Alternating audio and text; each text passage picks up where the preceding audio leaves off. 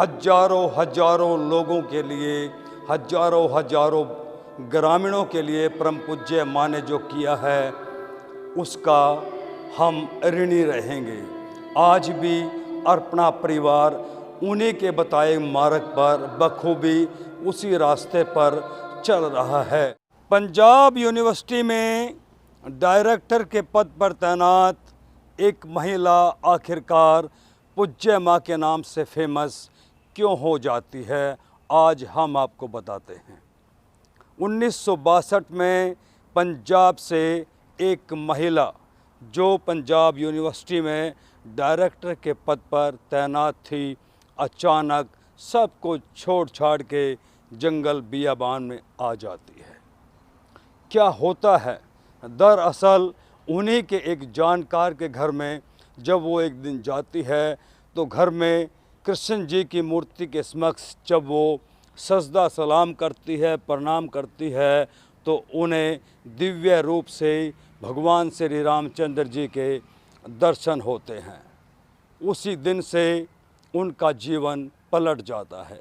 मुखारबिंद से अलग अलग तरह की वाणियाँ, अलग अलग तरह के श्लोक शुरू हो जाते हैं और यहीं से शुरू होता है जनता के कल्याण का किस्सा। ये सन 1962 की बात है। परम पूज्य माँ जालंधर में थे उस वक्त। बेसिकली ये सब पाकिस्तान से आए हुए पार्टीशन के दौरान लोग हैं।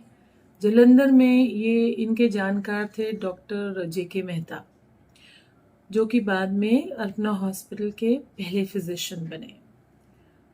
तो माँ पंजाब यूनिवर्सिटी में फिजिकल एजुकेशन की डायरेक्टर हुआ करती थी। फिर एक दिन ये परम पूज्य माँ हमारे डॉक्टर मेहता के घर गए। उनके मंदिर के दर्शन करते वक्त जहाँ एक छोटी सी कृष्ण जी की मूर्ति रखी थी, इन्हें वो राम जी ने, परमात्मा ने दिव्य दर्शन दिए और उन्हें लगा ये तो राम जी खड़े हैं मेरे सामने। अगले दिन उन्होंने फिर पूछा डॉक्टर जेके मेहता से तो कि यहाँ वो राम जी की मूर्ति थी वो कहाँ गई। तो डॉक्टर मेहता ने कहा यहाँ तो राम जी की मूर्ति थी नहीं, यहाँ तो कृष्ण जी की मूर्ति थी। तो वो परम पूज्य माँ का पहला दिव्य दर्शन हुआ परमात्मा का। फिर ऐसे जीवन चलता रहा। उन्हें फिर एक दिन अपने आप उनके श्रीमुख से श्लोक निकलने लगे, श्रीमद् भगवत गीता के श्लोक निकलने लगे। तो वो स्पिरिचुअलिटी की तरफ और खिंचती गई। फिर उन्हें ये आया, परमात्मा का ही ये इशारा था कि कहीं जाके एक डेरा बनाया जाए, आश्रम बनाया जाए, जहाँ वो गरीबों की, समाज में पिछड़े हुए तबकों के हमारे भाई बहनों की सेवा कर सके। तो फिर करनाल आई। यहाँ पहले मधुबन में नहीं था उनका डेरा, वहाँ पर था पहले ITI चौक के आगे। तो वहाँ रहे कुछ दिन। फिर उसके बाद उन्हें ये मधुबन ठीक लगा तो सारे के सारे यहाँ शिफ्ट हो गए। जब यहाँ शिफ्ट हो गए तो धीरे धीरे धीरे तिनका तिनका करके उन्होंने अपना घोंसला बनाना शुरू करा। जालंधर छोड़कर पूज्य माँ मधुबन स्थित जंगल बियाबान में आती हैं, एक झोपड़ी डालती हैं। आसपास कोई बस्ती नहीं, कोई गांव नहीं, और शुरू करती हैं जन का कल्याण। उनकी सोच थी कि प्रत्येक व्यक्ति मुख्य धारा से जुड़े, खासकर गरीब, ज़रूरतमंद व असहाय परिवार। अभी हम यहाँ अर्पणा के समाधि स्थल पे खड़े हुए हैं।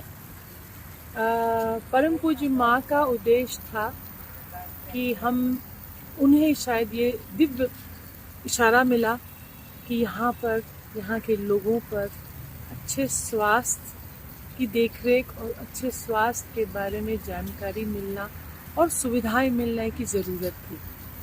तभी माँ यहाँ मधुबन आई और अस्पताल तो निर्माण हुआ ही हुआ, मगर साथ में उन्हें लगा अगर अच्छा शरीर हुआ, स्वस्थ शरीर हुआ, तभी वो भगवान का भजन भी कर पाएगा। तो ये इतनी खूबसूरत जगह जो यहाँ आज बन के सामने आपके तैयार हुई है, यहाँ पे लोग आते हैं, बड़े प्यार से बैठते हैं, घूमते हैं। मेरे चारों तरफ आप देख सकते हैं आपको हरियाली ही हरियाली नज़र आएगी। दरअसल पूज्य माँ का संकल्प था कि प्रत्येक व्यक्ति को ईश्वर से जोड़ा जाए, ईश्वर की अनुकंपा, ईश्वर का आशीर्वाद उन्हें भरपूर मात्रा में मिले।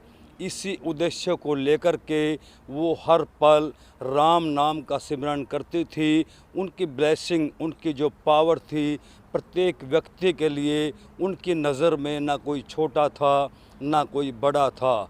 अर्पणा आश्रम में आने वाला प्रत्येक व्यक्ति पूज्य माँ के दर्शन पाकर धन्य हो जाता था और पूज्य माँ की भावनाएं, उनका आशीर्वाद, उनकी ब्लेसिंग पा कर के वो अपने आप को गौरवशाली महसूस करते थे। आशीर्वाद के तौर पर अस्पताल परिसर के ठीक सामने एक पार्क का निर्माण किया गया है, जिसे समाधि स्थल के नाम से जाना जाता है। यहाँ देखिए, मेरे पीछे आप देख सकते हैं भगवान शिव की ये विशाल प्रतिमा और चारों तरफ हरियाली। यहाँ बैठ कर के साधक ध्यान लगाते हैं। पीछे ये जो हमारा मेडिटेशन सेंटर बना है, यहाँ आके ध्यान लगाते हैं। परमात्मा से कनेक्ट होने का इससे बढ़िया बेहतर जगह हो ही नहीं सकती। और शाम को इतना शांत वातावरण होता है जो कि मन को स्थिर करने के लिए बहुत ज़रूरी होता है। यहाँ आते हैं लोग, घूमते हैं, परम पूज्य माँ के साथ और ईश्वर के साथ कनेक्ट होते हैं। और मुझे उम्मीद है जो भी यहाँ लोग आते हैं वो कहीं ना कहीं ईश्वर से और परम पूज्य माँ से ये ज़रूर मांगते हैं कि हमें ईश्वर इतनी शक्ति देना कि हम इंसान अपने कर्मों से औरों की सहायता और समाज में लोगों की सेवा कर सकें। वास्तव में हजारों हजारों लोगों के लिए, हजारों हजारों ग्रामीणों के लिए परम पूज्य माँ ने जो किया है उसका हम ऋणी रहेंगे। आज भी अर्पणा परिवार उन्हीं के बताए मार्ग पर बखूबी उसी रास्ते पर चल रहा है।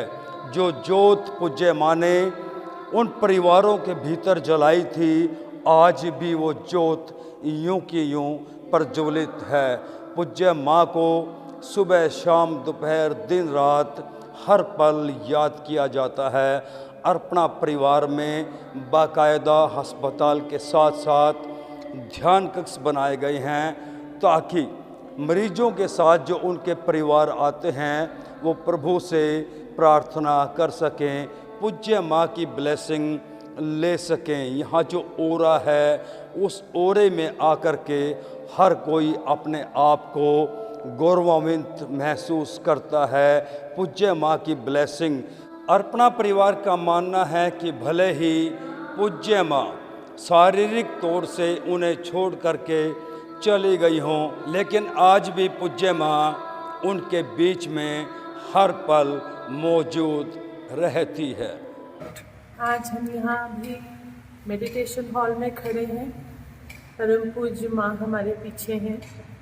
और मैं एक बात आप लोगों को और बताना चाहूँगी कि यहाँ के जितने ट्रस्टीज़ हैं सब ही निस्भाव निस्वार्थ से इतने सालों से अर्पणा की सेवा कर रहे हैं। उन्होंने अपना पूरा जीवन अर्पणा की सेवा, समाज की सेवा में लगा दी है। इतने निस्वार्थ भाव से इस समाज में अपना जीवन देने वाले आजकल के ज़माने में मुझे तो कोई नज़र नहीं आए, ना मिले। ये मेरा सौभाग्य है कि मैं उनके साथ अर्पणा में यहाँ हूँ। 1980 में 10 बेड का अस्पताल जब शुरू हुआ तो उसके बाद ये क्रम लगातार बढ़ता चला गया।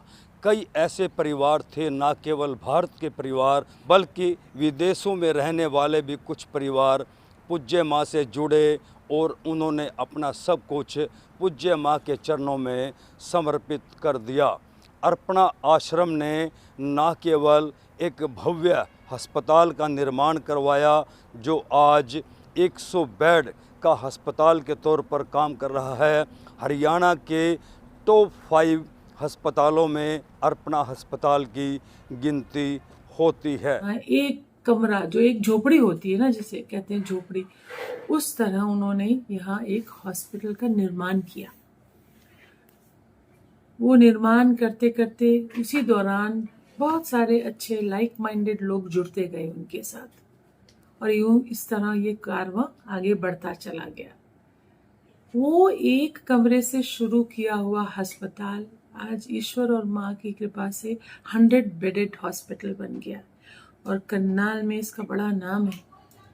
हम अर्पणा अस्पताल में काम करने वाले लोग कभी एडवर्टाइज नहीं करते कि अर्पणा करती क्या है, बाकी कमर्शियल इस्टेब्लिशमेंट्स की तरह, मगर यहाँ अर्पणा में जो भी एक बार आता है उसका अनुभव बहुत अच्छा होता है, वो फिर बार बार आना चाहता है हमारे पास। अर्पणा अस्पताल के भीतर एक भव्य मंदिर का निर्माण किया गया है। भगवान राम के नाम से इस मंदिर का निर्माण किया गया है। सुबह से शाम तक यहाँ पूजा पाठ का क्रम जारी रहता है। दूर दराज से लोग आते हैं, ध्यान लगाते हैं, प्रार्थना करते हैं। मुझे आज भी याद है, मेरी शादी हुई थी 1985 में, तो तब मेरे मदर इन लॉ अर्पणा के लिए दिल्ली में काम करते थे। तो मेरी जब शादी हुई, मेरे मदर इन लॉ ने कहा हमने जाना है मधुबन माँ के दर्शन करने। तो हमने कहा ठीक है। तो मैं और मेरे हस्बैंड और मेरे मदर इन लॉ हम सब मधुबन आए दिल्ली से। तो वो मेरी पहली बार थी जब मैं माँ के दर्शन हुए, माँ जी के। तो जब मैं आई यहाँ पर तो मैंने देखा माँ, उस वक्त कंप्यूटर्स नए नए आए थे, तो माँ कंप्यूटर्स के बारे में ऑलरेडी बहुत पहले से जानकारी ले बैठी थी, और वो यहाँ पर हॉस्पिटल में, आश्रम में कंप्यूटर्स इंस्टॉल करने की बातचीत कर रही थी टेक्नीशियन से, इंजीनियर्स से। तो फिर थोड़ी देर बाद मेरी मदर इन लॉ लेके गई, माँ जी से मिलवाया, तो उन्होंने मुझे ढेर सारा आशीर्वाद दिया और बड़े प्यार से बोले कि बेटा, ये जिंदगी तुम्हारे लिए एक वरदान मिली है, तुम्हें इसे अच्छे कामों में लगाना। वो शब्द आज भी मेरे कामों में गूंजते हैं। कहीं ना कहीं माँ ने शायद उस वक्त भांप लिया था कि जिंदगी मुझे वापस उन्हीं के चरणों में लेके आएगी, और वही हुआ। आज इतने सालों बाद मैं वापस फिर माँ के चरणों में बैठी हूँ, और जिस तरह एक छोटे से बच्चे को अपनी माँ की गोद में बहुत सुरक्षित महसूस होता है, उसी तरह शायद मुझे भी ये भावना आती है। जब भी दिल्ली जाती हूँ, जैसा मैंने पहले किया, 2 दिन बाद मुझे लगता नहीं, मुझे मधुबन वापस जाना है। तो कहीं ना कहीं वो माँ का प्यार मुझे वापस बुलाता है, उनका ऑरा मुझे वापस बुलाता है। और बस ईश्वर से यही प्रार्थना है कि जितनी अच्छी जिंदगी अभी तक निकली है, और उससे बेहतर माँ के चरणों में, परम पूज्य माँ के चरणों में और अच्छी निकल जाए। और मैं इस संसार में जिस सेवा भाव से अपने कर्म करना चाहती हूँ, बस उसी तरह माँ की कृपा से जिंदगी ऐसी निकल जाए। पूज्य माँ ने इस जंगल को पूरी तरह से विकसित कर दिया। ना केवल इस जंगल को विकसित किया, बल्कि घरोंडा इलाके के आसपास के गांव में जो गरीब समुदाय, ज़रूरतमंद लोग, असहाय परिवार रहते थे, उनका जीवन किस तरह से मुख्य धारा से जुड़े, उनका जीवन किस तरह से विकास करे, उनके बच्चे पढ़ें लिखें, उच्च शिक्षा हासिल करें और मुख्य धारा से जुड़ें, इन्हीं सब बातों पर पूज्य माँ ने काम शुरू कर दिया। ये हॉस्पिटल की शुरुआत के बाद दिल्ली में, वहाँ मोलरबंद एक जगह है जहाँ पे हमने स्लम चिल्ड्रन के लिए परम पूज्य माँ ने ट्यूशन सपोर्ट शुरू करवाया। और वहाँ पे ट्यूशन सपोर्ट में आज की तारीख में करीब 1600 से 1700 बच्चे हैं, लड़के लड़कियाँ, जिनको एक ट्यूशन सपोर्ट दिया जाता है। वो स्कूल तो जाते हैं, सरकारी स्कूल जाते हैं, मगर उनके माँ बाप के पास ट्यूशन भेजने के लिए पैसे नहीं होते। तो उसको मद्देनजर रखते हुए अल्पना ने माँ की लीडरशिप के अंडर ये ट्यूशन सपोर्ट शुरू किया। ये माँ का आइडिया था कि शुरू करो, देखो कहाँ तक पहुँचती है चीज़ें। तो वही हुआ। आज की डेट में वो बच्चे ट्यूशन सपोर्ट पढ़ के वहाँ की डेडिकेटेड टीचर्स स्टाफ से आज कहाँ कहाँ नहीं पहुँचे। कोई साइंस में अपना नाम कमा रहा है, कोई आईआईटी के लिए कर रहा है, कोई आईएएस के लिए कर रहा है, कोई मेडिकल फील्ड में जाना चाहता, कोई इंजीनियरिंग फील्ड में जाना। कहने का मतलब उन बच्चों के हौसले बुलंद हुए और वो अब उड़ना चाहते हैं। ये रहा अल्पना का योगदान मोलर बन के ट्यूशन सपोर्ट के लिए। इसी तरह उसके बाद वो एक बड़ा अच्छा सक्सेसफुल प्रोजेक्ट रहा इतने दिनों तक। फिर हमने वसंत विहार में एक हमारी बिल्डिंग है, वहाँ पे भी हमने ट्यूशन सपोर्ट शुरू किया।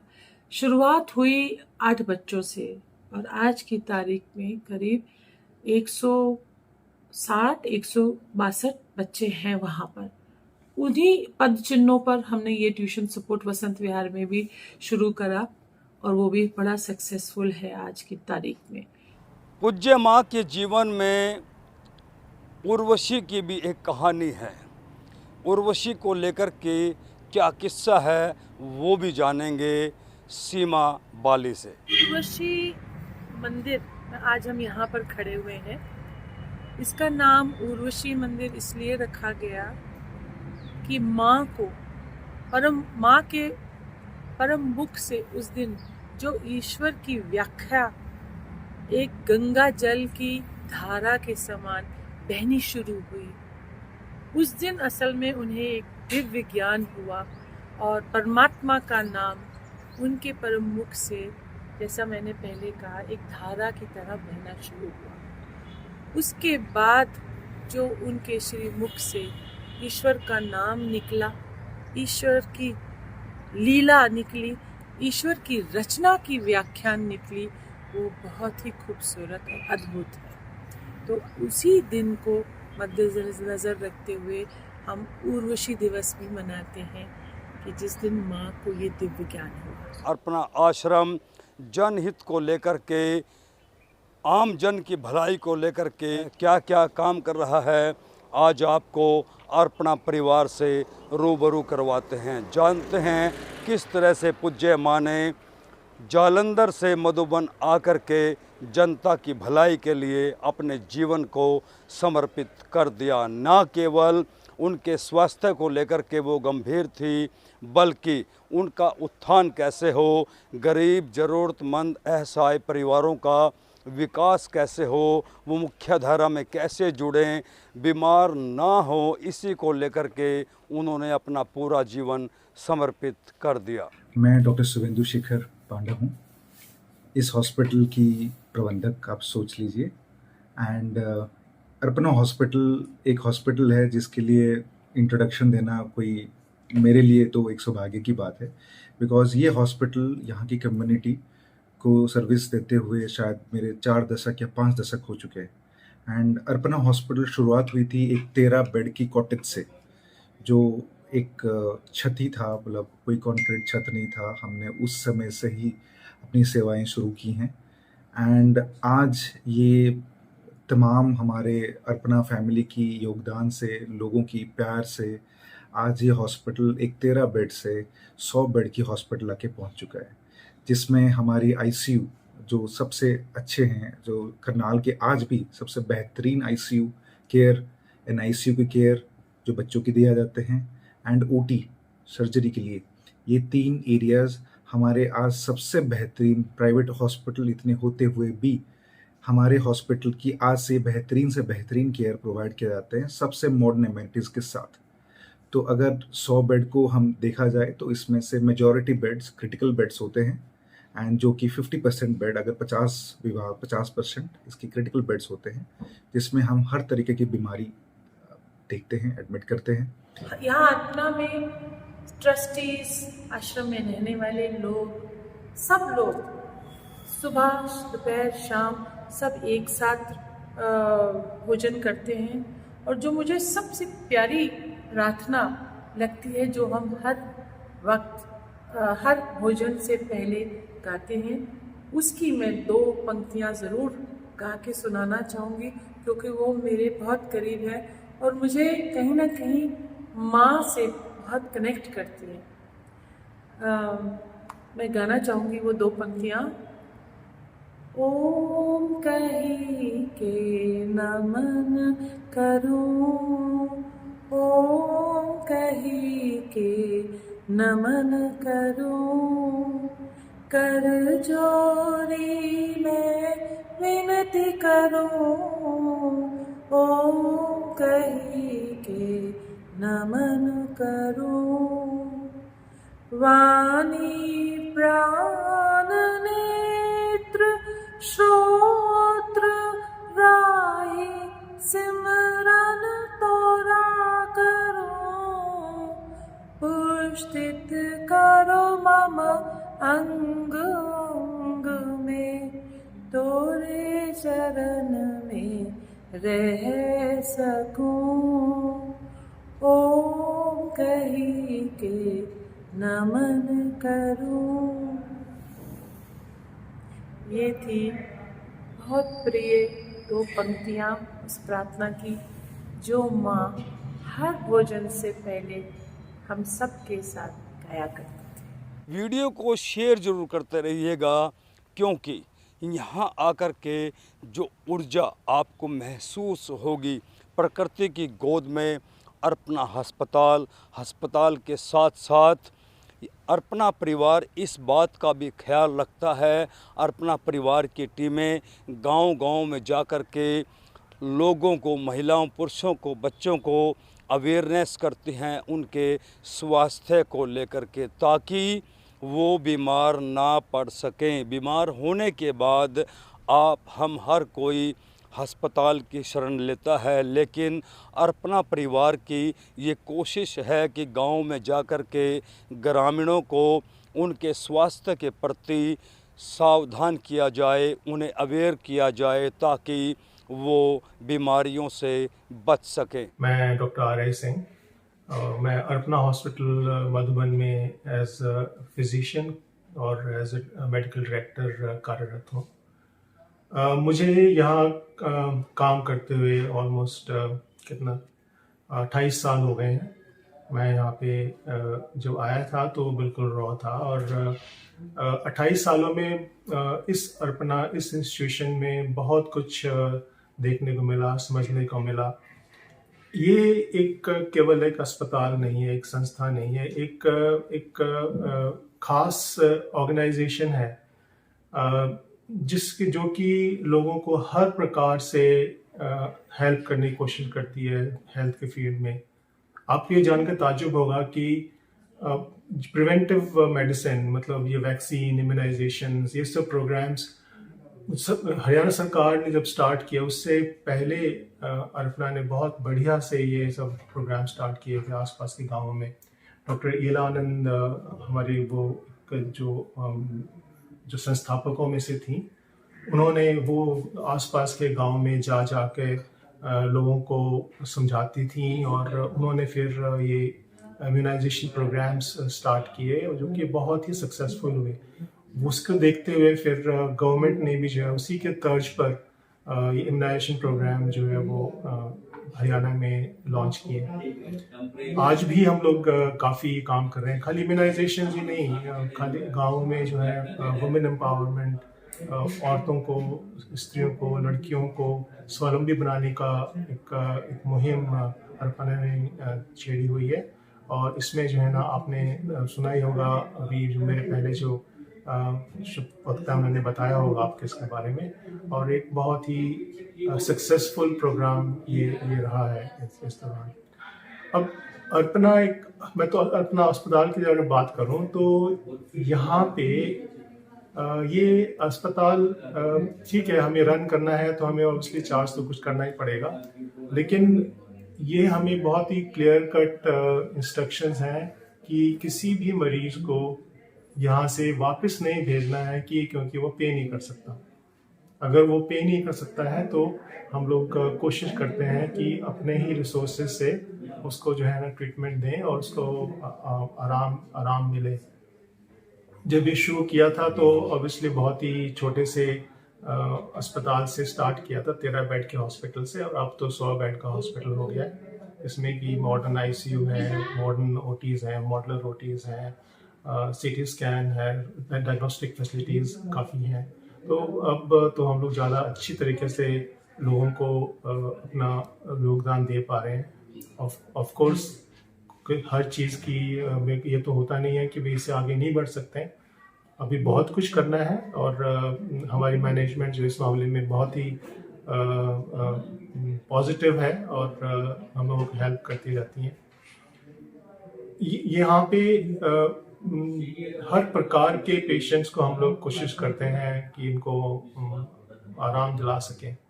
जालंधर यूनिवर्सिटी में डायरेक्टर का पद छोड़कर जंगल बियाबान में पुज्जैमा आई और एक झोपड़ी डाली।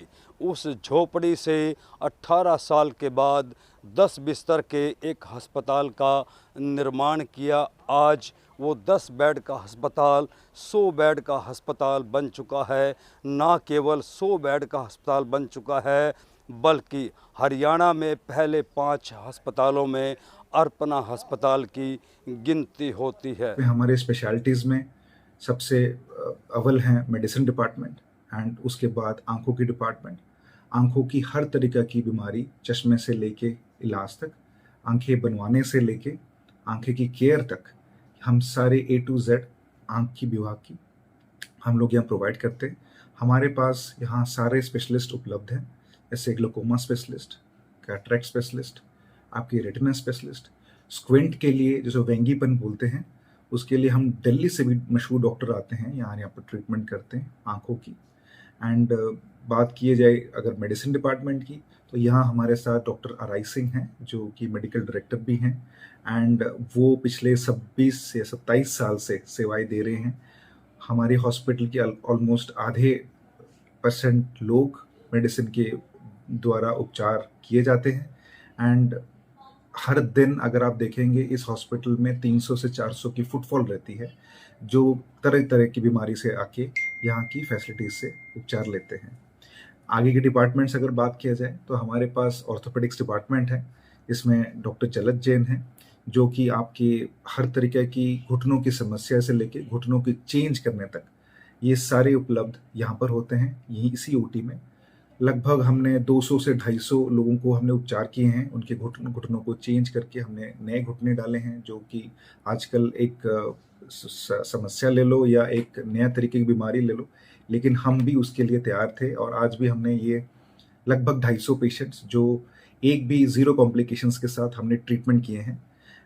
बात आती है फिर जनरल सर्जरी की, जो लेप्रोस्कोपिक सर्जरी से हम हाई एंड सर्जरी से हम अपनी चीज़ें करते हैं जिसमें चीरा कम लगता है, कम से चीरे में पेशेंट जो पहले जब आते थे, हम एक पेशेंट अगर कोई पथरी की समस्या लेके आते हैं या कोई किडनी स्टोन्स के लेके आते हैं या कोई गॉल ब्लैडर की समस्या लेके आते थे, तो तब पेशेंट्स को पहले देखते थे, फिर 4 दिन एडमिट करते थे, फिर बहुत सारे प्रोसेस रहते थे। आज अर्पणा हॉस्पिटल शायद एक लौता या दूसरा हॉस्पिटल होगा जो उसी दिन सर्जरी करके हम उसी दिन पेशेंट को डिस्चार्ज भी करते हैं। ये एडवांसमेंट साइंस जो आज हमने अर्पणा में लेके आए हैं, ये हमारे डोनर्स, हमारे पेशेंट्स का पैर, और सबसे बड़ी चीज़ हमारे डॉक्टर्स जो अभिज्ञ हैं और यहाँ काम करते भी हैं, 9 to 5 यहाँ सर्विसेज हैं उनकी सारे, तो ये पेशेंट्स को देखते हैं। एंड ये सारे उपचार यहीं पर फ्री में या एम्पैनल्ड हॉस्पिटल्स जैसे होते हैं, हमारे पास सारे एम्पैनलमेंट्स हैं, जैसे कि Ayushman, Haryana government, ESI, ECHS अभी तुरंत शुरू होने वाली है। ये सारे गवर्नमेंट के फैसिलिटीज़ यहाँ उपचार में अवेलेबल हैं। हमारे पास प्राइवेट इंश्योरेंस और TPA भी यहाँ पर अवेलेबल हैं, जो कि जो तरीके के पेशेंट्स आते हैं, जो उनके पास कैशलेस सुविधाएं दिया जा सकते हैं, हम उनको भी दिया जाते हैं। और बच्चों और माँ की विभाग एक सबसे बड़ी विभाग है, जो हम लोग एक अलग सी ब्लॉक उनके लिए बनाए हैं, ताकि बच्चे और माँ की A to Z केयर के लिए हम यहाँ कर सकते हैं। यहाँ गर्भवती माँ से लेके माँ की डिलीवरी से लेके हर चीज़ यहाँ end to end care provide किया जाता है।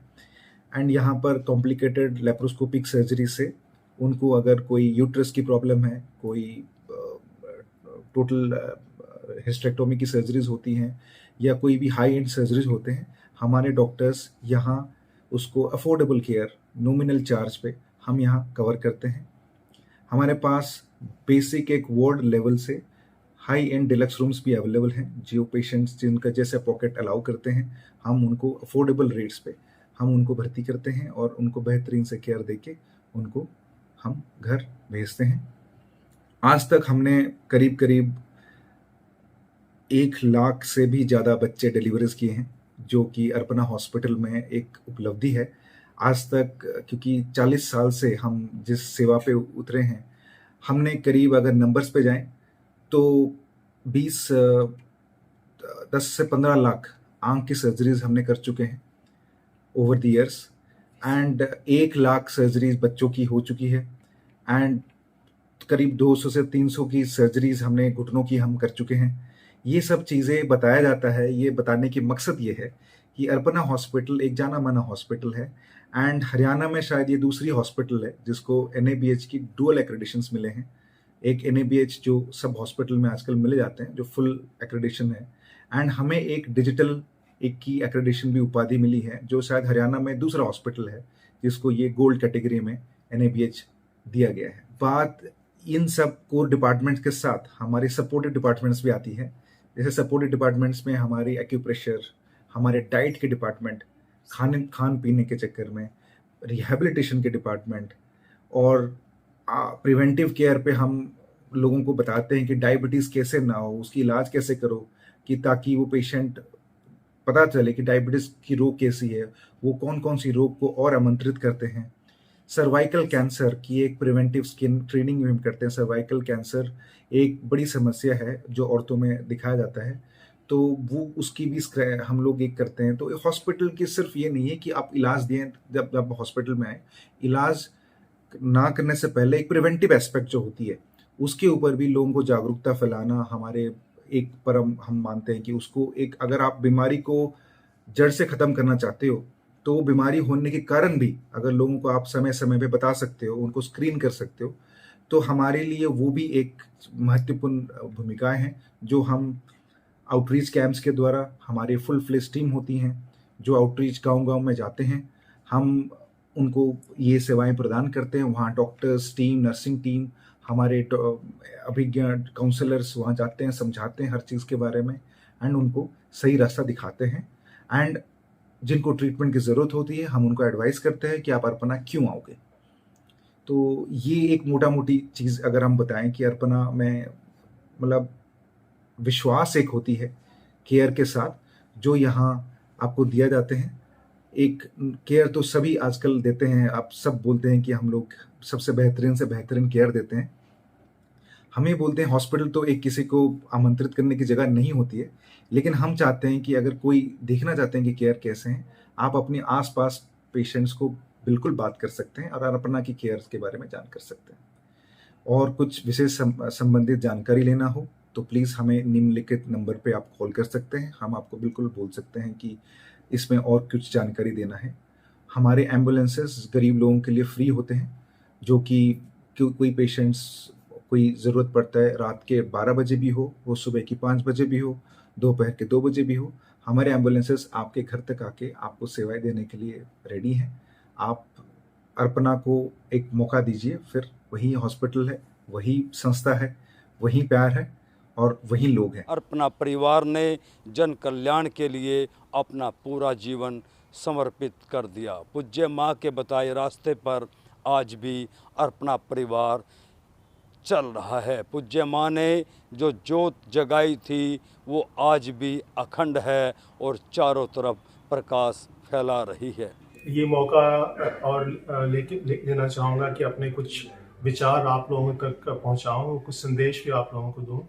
मेरे को यहाँ रहते हुए मैंने नोट किया है कि लोगों की यहाँ पे स्नेक बाइट्स, सांप काटे हुए मरीज़ काफ़ी आते हैं, और पता नहीं क्यों अभी भी समाज में ये धारणा बनी हुई है कि झाड़ फूंक से जो है ना वो सांप काटा हुआ जो ठीक हो जाएगा। कृपया करके ऐसे ना करें। हम लोग बहुत कुछ लोगों की जान जाती हुई देखें जो कि नहीं जानी चाहिए।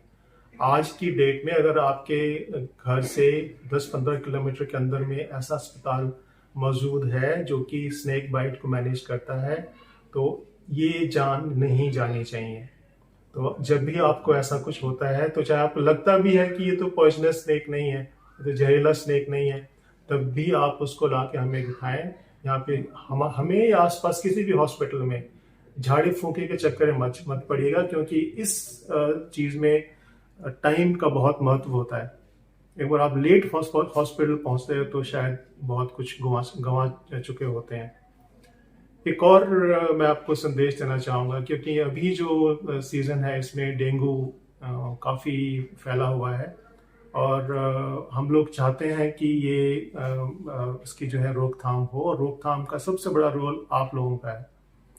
अपने आसपास, घर के आसपास देखिए, जो मच्छर जो है ये जो करता है, ये एक उसको टाइगर मस्कीटो बोलते हैं या एडिस एजिप्टाई बोलते हैं। ये आम जो मच्छर आप देखते हैं थोड़ा बड़ा होता है इससे, इसलिए बहुत ऊंचा भी नहीं उड़ पाता। ये मच्छर आसपास घर के अंदर, घर के बाहर, आसपास ही मिलेगा आपको, और ये स्वच्छ पानी में रहता है। इसके लिए केवल 2 चम्मच पानी ही भी काफ़ी है पनपने के लिए।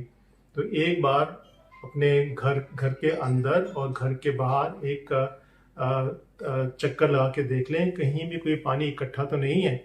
मसलन कोई सूखा हुआ पत्ता, उसमें अगर 2 चम्मच पानी भी है तो उसमें भी ये पनप जाता है। फ्रिज के जो कंडेंसर से नीचे पानी इकट्ठा हुआ पानी होता है उसमें हो जाएगा। गमलों में, टूटे हुए मिट्टी के बर्तनों का जो थोड़ा सा पानी इकट्ठा हो उसमें हो जाएगा। तो ये चीज़ें ध्यान रखिए। टायर्स पड़े हुए हों उसमें, तो ये एक चक्कर एक बार लगा लीजिए और इस सब चीज़ों को वहाँ से साफ कीजिए, क्योंकि इसमें बचाव ही सबसे इम्पोर्टेंट चीज़ है। नहीं तो आपको जो तकलीफ होती है, आप लोगों ने देख लिया होगा क्या तकलीफ होती है। कुछ और चीज़ें करनी चाहिए बच्चों को जो बाहर खेलने जाते हैं, तो क्योंकि ज़्यादातर ये सुबह और शाम को ही काटता है, तो पूरी बाजू के कपड़े होने चाहिए और पूरी नीचे टांगे ढकी होनी चाहिए, मतलब पजामा या पैंट होना चाहिए, जिससे कि उससे मच्छर से बच सकें। और कभी दिक्कत होती है तो शुरू में तो बुखार तो आप अपने आप भी ट्रीट कर सकते हो पैरासीटामोल दे के और पीने की चीज़ें दे के, लेकिन अगर कोई भी दिक्कत लगती है तो अपने आसपास के अस्पताल में ज़रूर जाएं, क्योंकि ये इसमें अगर टाइम से इलाज मिल जाए तो पेशेंट को बचाया जा सकता है। एक चीज़ और मैं बताना चाहूँगा कि कुछ भ्रांतियाँ हैं कि भाई प्लेटलेट जो है नारियल का पानी पीने से या पपीते के पत्ते खाने से या बकरी का दूध पीने से ये बढ़ जाता है। ऐसा नहीं होता है। ये सब चीज़ें, लेकिन नारियल का पानी है या बकरी का दूध है या कोई भी जूसेस हैं, ये सब हम लोग इसलिए प्रयोग करते हैं कि इसमें पानी की जो कमी हो जाती है उसको बहुत बढ़िया रूप से आप घर में ही इन सब चीज़ों से पूरा कर सकते हैं। ये इसलिए नहीं कि आपको जो है ना ये प्लेटलेट बढ़ा देगा या बीमारी ख़त्म कर देगा, नहीं। तो ये चीज़ समझिए। और प्लेटलेट कम होता है तो घबराइए मत, क्योंकि हम लोग रोज़ देखते हैं यहाँ पे कि मरीज दिखता रहे तो प्लेटलेट गिर रहा है तो गिरेगा ही, बीमारी का स्वरूप ही ऐसा है, गिरेगा ही। ये प्लेटलेट जब जरूरत नहीं है अगर आप किसी को चढ़ा देते हैं तो बेसिकली उसको आप और नुकसान ही करते हैं, फायदा नहीं करते। तो ये प्लेटलेट जो है आपको 10,000 तक हम लोग वेट कर सकते हैं। 10,000 तक अगर नहीं, वो कोई प्रॉब्लम नहीं है, कोई ब्लीडिंग नहीं है, तो 10,000 तक भी हम लोग वेट कर सकते हैं। उसको लगाने का कोई खास फायदा नहीं होता। अगर किसी को ब्लीडिंग स्टार्ट हो गई है तब हमें शायद वो हायर लेवल पे भी 20,000 30,000 पे भी लगाना पड़े, नहीं तो अगर ब्लीडिंग नहीं हो रही है तो 10,000 तक भी हम लोग वेट कर सकते हैं। तो मैं आपको यही संदेश देना चाहता हूँ कि प्लेटलेट से ना घबराएं। प्लेटलेट किसी हमारे करने से, आपके करने से नहीं बढ़ने वाला है, वो अपने आप भी बढ़ने वाला है। और इस बीमारी से को जो हम लोग सब मिल के अच्छे से टैकल कर सकते हैं। तो आप जो आपका काम है, अपने रोकथाम करने का काम है, उस पर ध्यान दीजिए अपने घर में और घर के बाहर। वो जो मैंने कहा आपको कि वो पानी कहीं पे इकट्ठा हो तो उसको आप साफ कीजिए। शिव जी हमारी परम शक्ति हैं और इनका आशीर्वाद हमारे ऊपर हमेशा बना रहता है। इनकी कृपा हमारे ऊपर हमेशा बनी रहती है और इनके दर्शन लोग आते हैं दूर दूर से करने। उन्हें बड़ा अच्छा लगता है यहाँ आके शिव जी के दर्शन करना। और परमात्मा इसी तरह अर्पणा और अर्पणा परिवार पर अपना आशीर्वाद बनाए रखे और हम इसी तरह आने वाले समय में समाज की और अपने पिछड़े हुए भाई बहनों की सेवा करते रहें। बस ईश्वर से यही हमारी प्रार्थना है।